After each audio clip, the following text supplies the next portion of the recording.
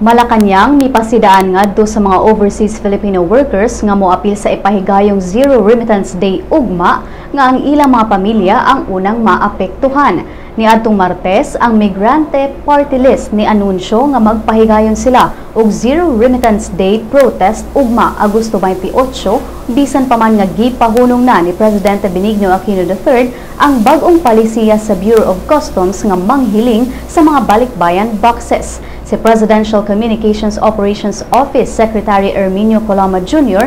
nanawagan sa mga OFWs nga kuna-kunao nila og maayo ang ilang mga lakang ug ang epekto niini ngadto sa ilang mga pamilya. Sigon ni Coloma nga posibleng ma-delay og usa ka adlaw ang pag-remit og kwarta ngadto sa mga pamilya sa mga OFWs.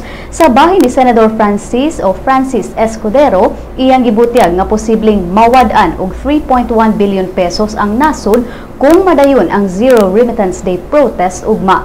Sa kasarangan, ang mga OFW sa bisan asang parte sa kalibutan makahatag og remittance nga mokabat sa kapin sa $2 billion kada buwan gikan Enero ngadto sa Hunyo karong tuiga.